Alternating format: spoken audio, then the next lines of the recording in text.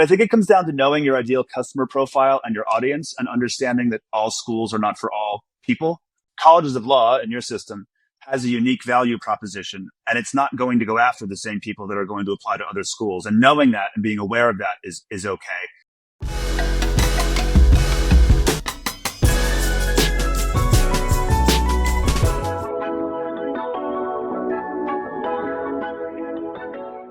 Welcome to Radical Cooperation. I'm Michael Horowitz, Chancellor of the Community Solution Education System.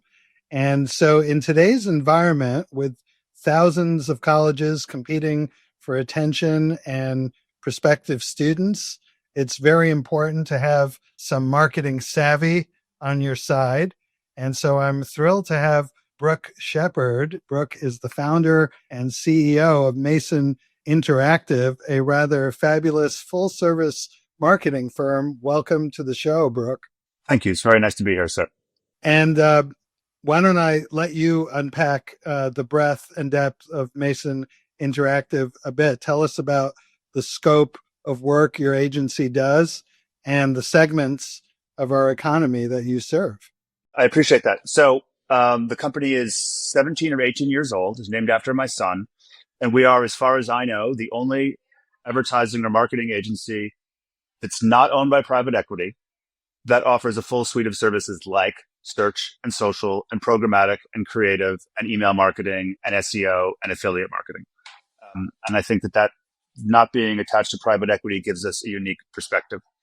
The two main verticals that we work with are higher ed, and we work with some charter schools and some high schools here in New York City, but mostly it's higher ed. And the other vertical, what we call emerging direct-to-consumer brands. So brands that are going direct to the consumer on the internet. Largely, that means fashion brands. And I will die on the hill that those two verticals have something to learn from one another. We're going to dive into that. We're probably going to put the private equity discussion to the side. That sounds like another fantastic podcast we could have.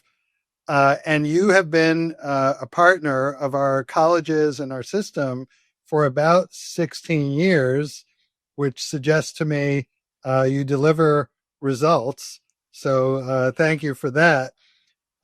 You and I have talked about this. We attended what another podcast guest referred to as Medallion universities, in our cases, Columbia University in the city of New York. The colleges within the community solution do not have the distinction of wealth and a really well-known long-term brand. And I believe you work with other colleges and universities in that space, perhaps more open access. We could describe it in other ways. What have you learned in all these years about working with colleges that don't have that deep brand, like a Columbia, Northwestern, Vanderbilt, can't build on sports prowess? How do you get that distinctive message out? One of the themes of your podcast, I think, hones in on this, and it's about collaboration across teams and making sure that everyone is aligned. Some people say rowing in the same direction. I like to talk about watching the same movie, but if everyone has the same goal, people are much more likely to get to where they're going than if not. That's the first easy way to say it. The second thing is to view advertising, and this sounds self-serving coming from me, but to look at advertising as fuel to get you where you want to go and not an expense. And I realize in the profit and loss, other people get to decide where it goes. But one of the big commonalities you'll see in higher ed is to people that grow is, are they willing to go get those students? And are they willing to educate internally and collaborate internally to know that buying a student essentially from advertising is still profitable, because no one wants to talk about profit here in higher ed. Not as profitable as a legacy admission, right? Or a walk-in off the street admission in the case of something like Columbia where we went. But knowing that they had to pay money to get these people and being aware of that and looking at it as a benefit and not a cost.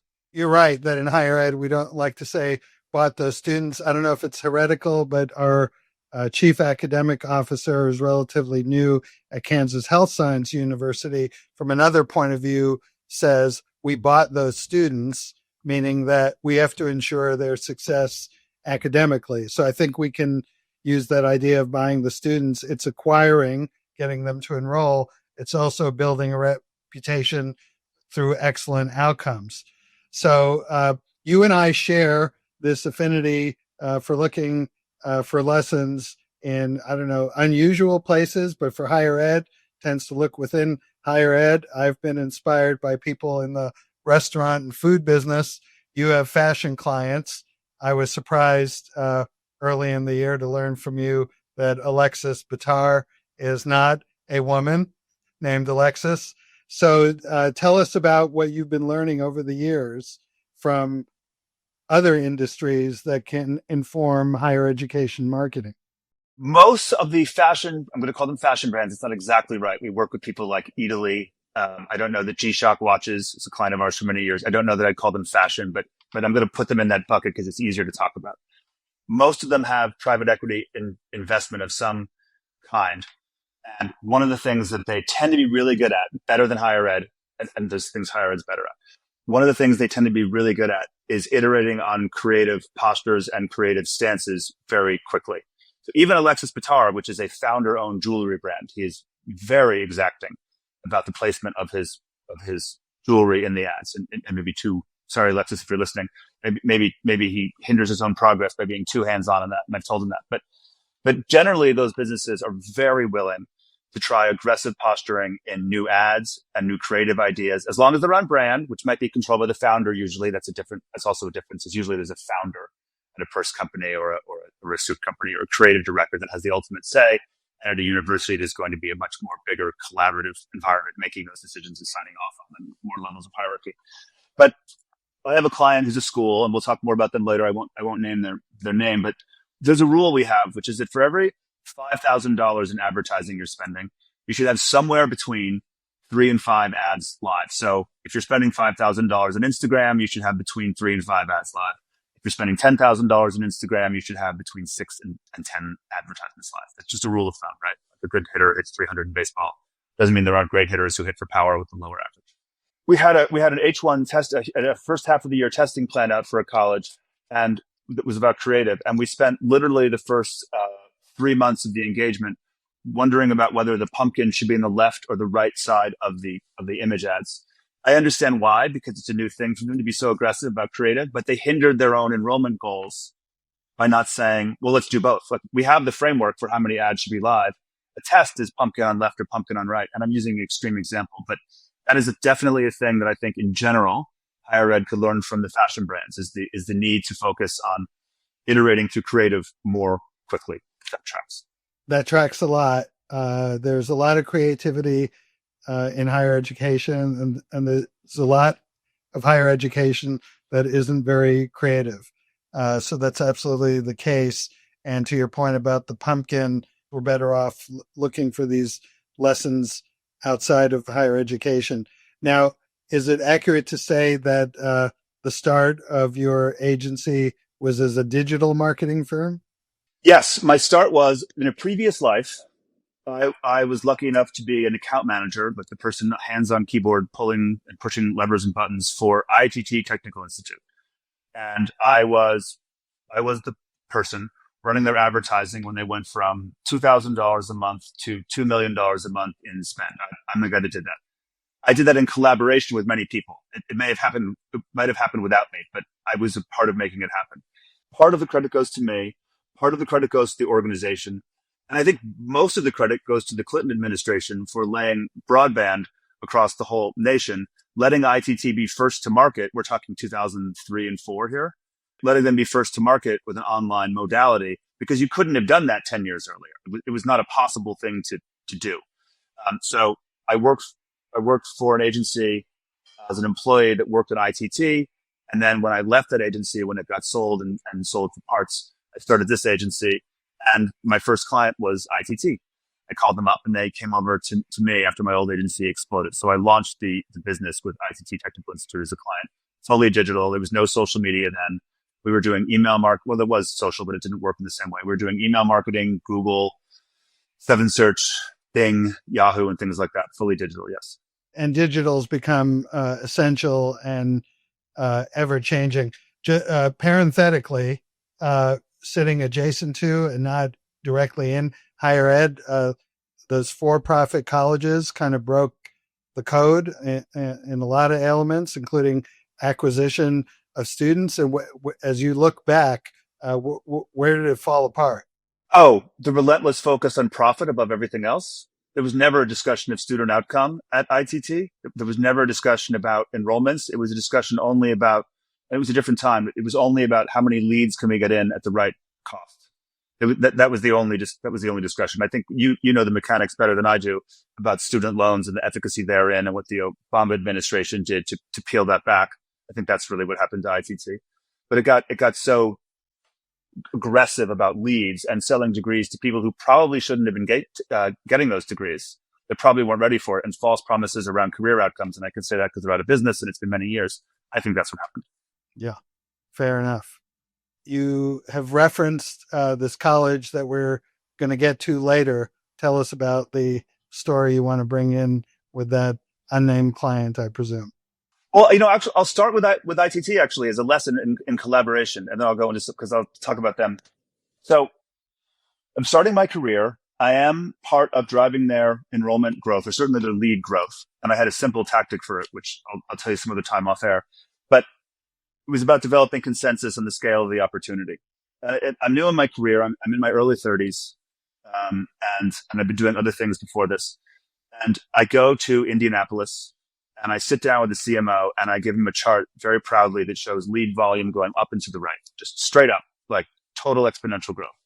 And I sort of am patting myself on the back for the great work we've done. And he said to me, and this is a quote, he said to me, "Boy, you're nothing but an answering machine for TV." And that was really rough to hear, right? It hurt my confidence, and it was really aggressive. And I don't think he needed to say "boy," but there's an element in which he was correct, right? There was a time there when you couldn't watch cable TV or avoid a Star Trek rerun that didn't have an ITT Tech commercial, and that did build awareness. And then people were going to Google to look for something. And you can't, I'll say this again and again, you can't Google something if you don't know it exists, right? So they did a very good job pushing their brand out there on TV and radio. And there was an extent to, he wasn't entirely right, but there was an extent to which he was right, that we were harvesting the demand that he'd created through TV. And I thought that was a really good lesson to be told abruptly and directly, Gen Xer to Gen Xer, that I was wrong. And that I should have been looking at it a different way. And it was useful because it informs a lot of my current philosophies around how things work cross-platform, right? And when you get to talking about attribution, but we're talking about, like, if you turn this thing off over here because it's not driving leads, because the TV wasn't driving leads, you couldn't enroll from the TV, what would have happened to the Google results downstream, right? And so even though I was insulted and took affront at his comments, I tried to learn from it. And there's a real way in which he was right about it. It's interesting to look back at some of those unpleasant moments in our career, and maybe over time the emotion dissipates and we're able to distill the lesson. I had 12 years, I say by accident, in for-profit higher education. And when I was complaining to the owner about not being able to place the quantity of students he wanted to enroll, his answer was, well, when Disneyland has too many customers, they don't close the park, they open more gates, which I thought was very crude and crass, but there was an element of truth. And it turned out you could scale, in our case, clinical psychology, much bigger and broader than it was at the time. So you have this other college you're getting to next. Yeah, I'll give an example of this college, and I won't say their name because they're still in business. But it's an example of lack of collaboration. So it is a well-known private liberal arts college within the New York City limits, but the outer limits. We would all know their name. And they hired us for growing enrollments in their continuing education business program. Okay, and no matter how well I and my team buy the right keywords and the right audiences and the right radio ads and the right TV segments, no matter how well we target that and go after people that are only likely to apply to those continuing education business programs, there are going to be people that come into that college and are looking for a math degree, or are looking to enroll in the undergraduate program, or are looking for a job at the library. No matter how good your targeting is for this specific school at the university, There are going to be people that don't read the ads or were confused, or maybe our ads were bad, and look for different programs. So that to me is an example of, there was an example of a real problem at that school, because they viewed all of those leads, and it wasn't, let's just say it was 10% of the inquiries that we drove weren't for the continuing education business program. They might have said it was higher. They viewed all those leads as wasted money that we were being inefficient about. And really, I would have put this on them if I could have, and said, well, hold on. You should have some system internally. You're clearly not talking to other admissions teams at the school for passing those back and forth. If a lead comes in accidentally coded as undergrad, that's not a waste. They're looking for an undergraduate degree. Feed it to the other team that handles the undergraduate admissions teams. Like, it's not that complicated. And they didn't want to do that because it was very balkanized. And a lot of schools, Columbia is very balkanized. I will tell you, and you might know, that the School of the Arts does not talk to the School of Business, does not talk to the undergraduate teams. It's separate budgets. And what happens is they're all buying through different agencies, similar placements and similar keywords on the internet. And there's a confusion among the user, maybe doesn't know that they're applying to CEPA versus the undergraduate program versus the continuing ed program. And that to me is, I don't have any control over that at all from an agency perspective, but I see that happening a lot still to this day with prospects and clients we talk to that I think are not getting all the way together and talking the way they could. I know you talk a lot about collaboration, but that's an example of something that I can see in our clients. The balkanization seems to be a very inherent aspect of a lot of higher ed.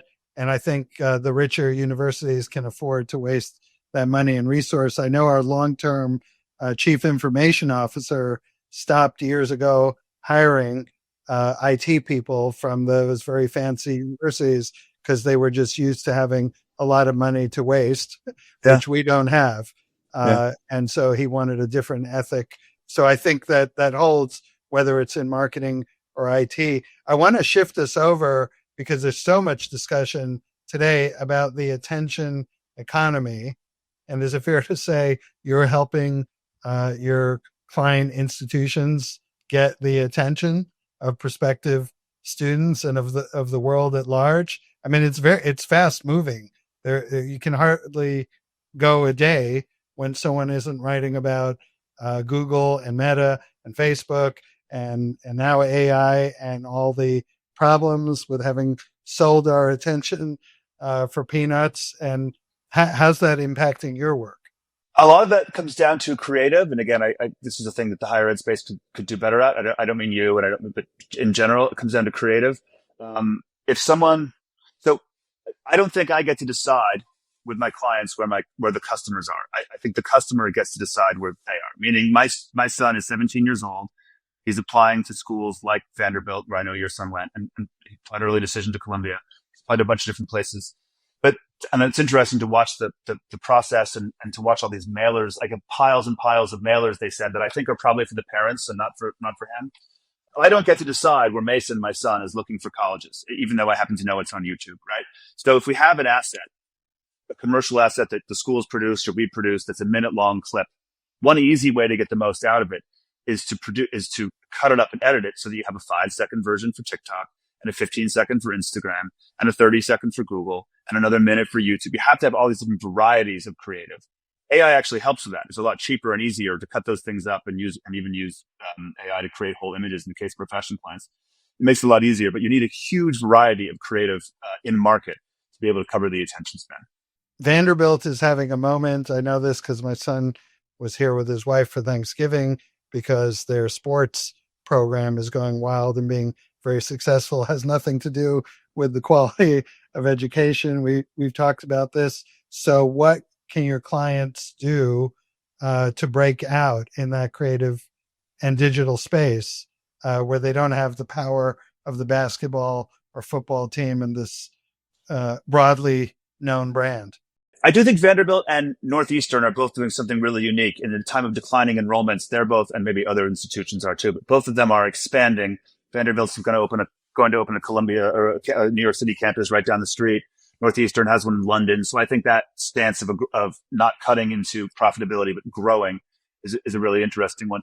But I think it comes down to knowing your ideal customer profile and your audience and understanding that all schools are not for all people, right?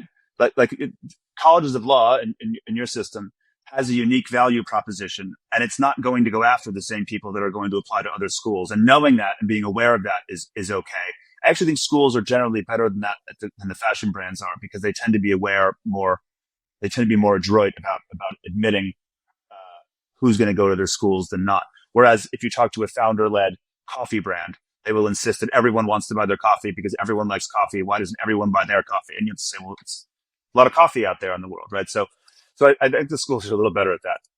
Maybe. Maybe there's a lot of coffee and there's a lot of colleges and universities. Okay. So you can't control where Mason, your son, is looking, but you've determined that he's looking on YouTube. And are you finding something in this moment in our history and in recent years about the quality of attention that makes you think differently as a marketing leader? Philosophically, I think the lack of attention is horrible. I think the fact that world-renowned IB high school programs have people reading 3 books in a year, one of which is a graphic novel, is a real problem. Like, they're not reading. When I was in Key West over the weekend, we went to the Hemingway house. You can have your own opinion about Hemingway. People should probably read Hemingway in high school. And I think that that's a serious issue. Now I will say that my son is getting an education that's more well-rounded than mine was, and knows more. He knows much more about math than I ever will. But I fundamentally don't understand why someone wouldn't sit down and read novels as part of their education, reading fiction. So culturally, I think it's a really big problem. Professionally, I don't get a vote in that, right? I don't get to decide if people like shorter or longer things. I just have to follow the data. And we try to be a place where data, design, and strategy come together. So our creative team will make ads in different lengths. And if the shorter one's working better, then we're going to make more of the shorter ones, right? So I'm just very pragmatic and nakedly ambitious about following the data in a client's creative. It's 2 questions. Do I think it's bad for society that attention spans are shorter? Yes. Do I get a vote in that? No. And so in terms of advertising, I just have to follow for a client. Like, this is the one that's getting the most inquiries. That's the one we're going to make more of. Relentless use of data. And I infer from your comment that it's getting shorter, or there need to be those shorter options. There need to be the shorter options. Yes. Have you watched the Mad Max movies in order recently? No, but I remember enjoying Mad Max years ago. I don't know how old George Miller, the director, is. I think he's in his 80s, and he should be an inspiration to all of us. The original Mad Max, the shots, it's a 70s movie. There are minute-long shots. There are half-minute-long shots. Mad Max Fury Road, that came out 15 years ago, there's a lot of shots that are a second or shorter. Furiosa, that came out 2 years ago, there's many shots in that movie that are under a quarter of a second. Like, it's very fast paced, right? And he's doing that with his editing team. I think he works with the same editor for all, across all these films. And the fact that he's able to adapt to a changing visual landscape and a changing media landscape, and realize that to tell his story, he needs to change his vernacular. I find that to be wildly impressive that someone continue to evolve like that. So yeah, it's happening. I don't get a vote. No, that's really true. And certainly when you think about a larger market, I'm probably one of those aging boomers that still likes the movies with the languorous shots. I'm sure the market is not really big for films that like the one with Juliette Binoche, and they're in some kitchen in 19th century France. And yeah, so I mean, you have to go where the market is if you're going to talk about marketing. Your comment about the 3 novels, one being graphic, suggests that it's not just the marketing element. I mean, education is in shorter chunks. I mean, 100%. My wife is the principal of Selective High School here in New York, and she has very strong opinions about this as well. The High School of Telecommunication Arts and Technology, the Telly Bees in Bay Ridge, Brooklyn. And they intentionally take from a bell curve of the city. They take students that are world class, and they take students that are not, because her view is that a rising tide lifts all boats, and she fights for that. And her public school in South Brooklyn, gets kids into Stanford and Columbia and places like that. It's a great place, but she intentionally goes for a whole bell curve of things. And she has strong opinions about that too. Yeah. I was over the weekend. Mentioned before, I was with a bunch of friends in Key West. It was a 50th birthday party for some friends, and we all went to school together. And one of us, who's now a professor of the chair of the linguistics department in the University of Rochester, kept all of his papers from freshman year, his Lit Hum papers, and he was going through them. and we were talking about the criticisms that the professors were giving us around unclear exclamation point, like too verbose going through it. And I do feel like some of that's lost. But I think I don't want to sound too much like an old man because, again, to my son's point, he understands math in a way that I do not, and I will not. So my own bias is that people should be reading more books, but I also understand the world moves on. You have followed through your career relentless focus and use of data, which seems logical. I know because my son works in professional sports that the use of data has sort of overwhelmed, historic conventional wisdom. You can keep players healthier. You can win more games if you look at data. What's that been like in the marketing space? Are you ahead of the curve? Is everyone looking at data now? How would you characterize it? Thank you for that question. I'd like to think we were talking about load management with the New York Knicks the other day. I'd like to think I'm ahead of the curve on it, but a lot of that comes down to consensus building and what a client in an institution is willing to hear.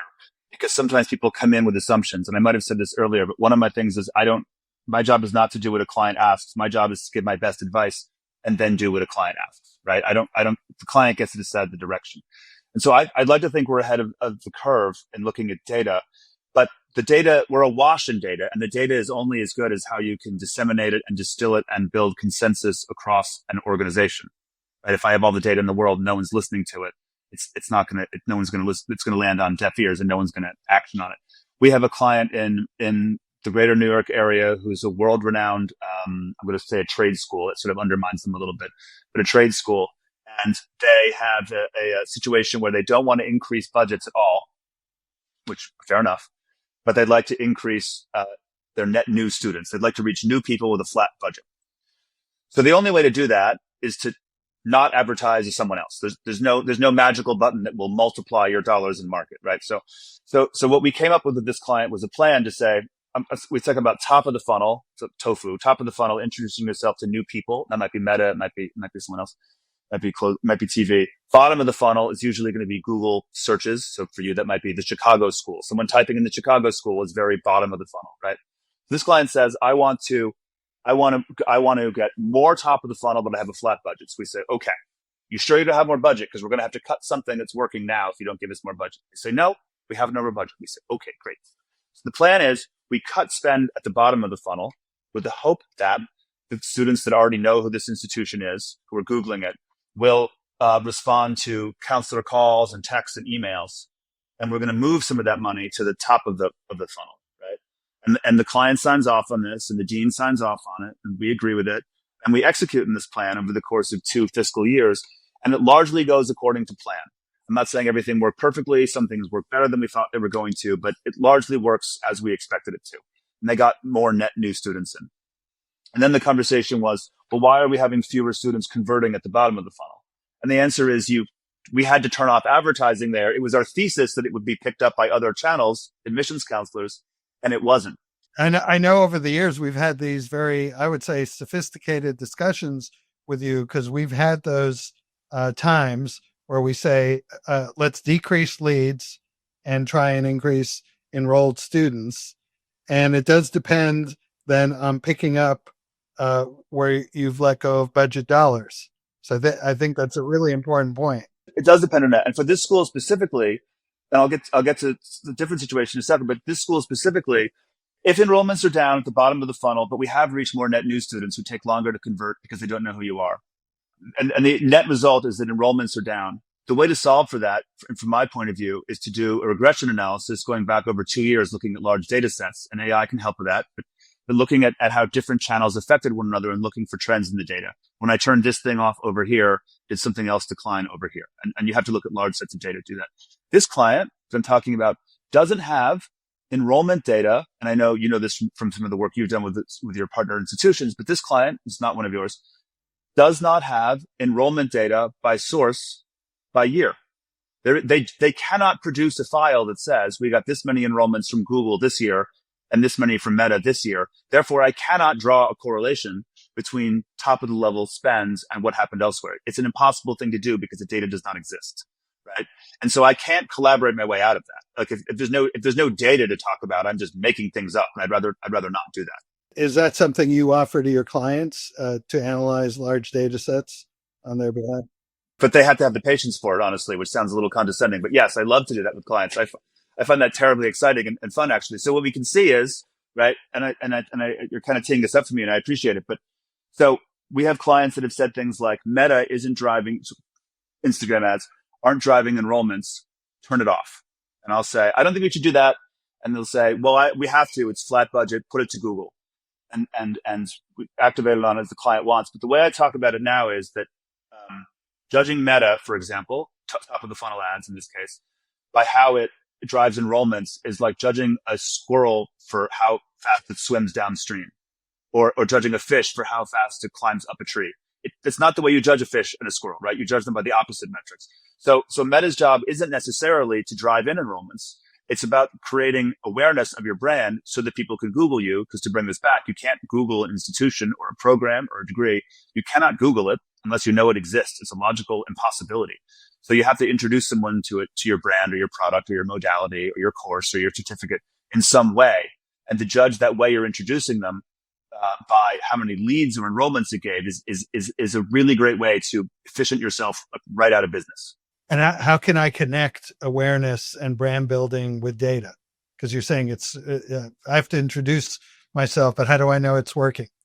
Well, what we usually do is a long time frame regression analysis where we pinpoint trends that we think exist. Maybe we can't show causality, but we can show correlation. And then we have a data scientist on staff, on retainer, who helps us design experiments in an independent way to verify the data trends that I can design a test to go out and say, Meta impacted downstream results in this way. This is my thesis that if we turn off Meta, this thing will happen and this other thing will happen. And then this tenured statistics professor helps me design that test even better and sign off on it and then work on it with our partners and our clients to prove it. And we can do that. It sounds like you have the challenge of getting higher ed to in some ways be more higher ed, research focused, use the data. I know I've certainly am liberal offering opinions to our marketing team. Often I land with, I'm not the target market. So we have to rely on your research and your good sense. Now, I know from experience, we could talk for hours. I want to do one more topic in brief. I know you've talked at length to our trustee community about understanding attribution in this currently overcrowded space. And you just talked about awareness, yet it turns out I may have heard about Saybrook University or any of other colleges in 14 different ways. And so how are you thinking about attribution these days? The precursor to that is to not look at we talk about last touch attribution. Last touch attribution is a model that says that the last touch in a marketing funnel is the one that drove the results. And often a CFO will look at things that way. So often if an institution is not doing well or a fashion brand is not doing well, often the CFO will be more involved than if the institution is doing well. And that makes sense. There's a reason for that. But CFOs aren't marketers, and I'm not a CFO, although I kind of wear that hat in my agency. And if the CFO is involved, they're going to say, turn this thing that's not producing leads off. And so what that means for a fashion brand is they're going to look to the highest ROAS. If they're looking at a return on investment or return on ad spend. If it's for a higher education, for school, they're going to look at the lowest cost per click, the lowest cost per lead, rather. That's what efficiency means in higher ed, is the lowest cost per lead. But I really believe that if you relentlessly focus on efficiency, you will efficient yourself out of business. Because the best way to be efficient, meaning to get the lowest cost per lead, is to focus only on converting people that already know you. And that might be good short term, but long term, if you're not growing by getting new students into your ecosystem or your fashion brand, it doesn't matter. You're going to go out of business. Because people are only at your school for a certain amount of time. And if you don't get new people into your school, you will go out of business. So focusing relentlessly on efficient, if we define efficiency as CPL or return on ad spend or return on investment, is a bad idea. And it's my job to help build attribution models for clients that give attribution to the top of the funnel and don't judge that squirrel for not swimming down the stream fast enough. You do that with big data sets. You do that with scientific precision, with statistically valid data. and you build a model that everyone in the institution believes in. This is the tricky thing. I know these models. We have them. But if I walk into Vanderbilt, hypothetically, you brought it up earlier, it's on top of my head. If I go into Vanderbilt and I say, I know what's going on with your attribution model because I have $1 billion of assets under management. I have this data set across all of our clients correlated in a safety first way that no one can get into. Let me show you what the trend is. This is what you're doing wrong. They're not going to listen to me, right? Like no one, that's not going to work. So what I have to do is instead build consensus with them over time by identifying the problem with them, getting them to articulate it and repeat it back to me. And so a lot of working at attribution comes down to developing consensus across an organization on what the pain points are, and then building a custom model for them. Just because the fact that I know how it works at one institution doesn't mean that I know how it works at another institution. I know generally how it works, but everyone's a little different with their brand equity and the brand recall. I decided in real time that would be the second to last topic. So as we're looking at our next term, it looks like blessedly for new student enrollment, we're going to have a good term. Part of that was sort of back to basics to, I think, an earlier point. Our presidents, our leadership really honed in on what are our admissions counselors doing? Are we staying connected? That's producing results. Before we sort of had the back to basics campaign, there was this broad explanation of today's student just ghosts you. So, they've even applied. You think they're coming, they disappear. So I think the back to basics has worked because nothing is ever simple. And yet we do have this phenomenon of people today ghosting each other, not just in marketing admissions, but I guess in dating. I'm not actively dating, so I don't know, but I hear about it. And I'm sure it goes on in other aspects of business. So let's close with your thoughts on ghosting and dealing with that. Well, I think it's part of what happened to our society in COVID, honestly. I think is a big part of it. People inside, I think about my son. He went into COVID when I was his age, I was just venturing out more and he was venturing out more in New York City. And then we retreated inside. And I think that was a good thing to do at the time, but I think that impacted our society. Everyone's dealing with a higher melt rate from RFI to application to enrollment to deposit. Everyone's dealing with that. And the only way to deal with it is to acknowledge that it's happening and not have your head in the sand and say, like some people say to us, oh, we're a land grant university. The state won't let us fail. I don't think that's true at all in the current political climate. I think some land grant universities are definitely going to fail or merge with another one across the state.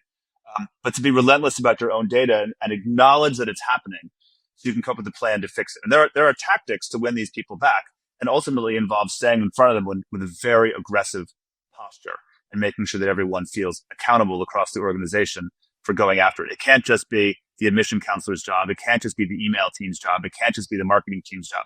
It has to be everyone together moving down the pitch. You brought up sports. I use soccer, football analogies a lot at my company. I talk a lot about this. If you watch Chelsea play this year in the Premier League, Maresca, the coach, will tell people where to go on the field. He will yell out, cover that guy over there. But in the absence of Maresca giving those instructions, they still have their assignments and they still know what to do, right? The center, the midfielder whose job is not to score the goals, he'll still take a shot if he has a higher than average probability of getting that in, because the strikers whose job is to close the leads, to close the sales, score the goals, are also otherwise occupied. So Chelsea has built this culture of, even if the coach isn't telling you what to do, you still know where to be and you're still accountable to your teammates to control the ball and move it down the field in a unified fashion. I try to use that metaphor a lot internally, and we use it a lot. I think the team's getting sick of me talking about Chelsea, but that's the way to deal with these increased melt rates, is to acknowledge that it's happening and develop a culture across the whole organization of everyone is responsible for this. Admissions can't solve it, nor can marketing. It has to be everyone together. Perhaps an analog or a partner to the Back to Basics campaign we just ran. So Brook Shepard, master marketer, CEO, and founder of Mason Interactive, thank you for joining me today and helping unpack this very complex topic of marketing and higher education. Thank you very, very much for having me. I appreciate it. To learn more about Brook's work, connect with him on LinkedIn.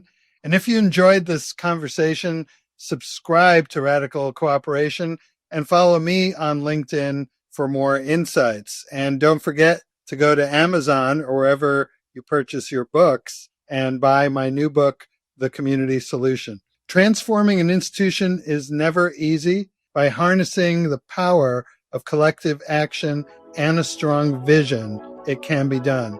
Thanks so much for tuning in to Radical Cooperation, and I'll see you next time.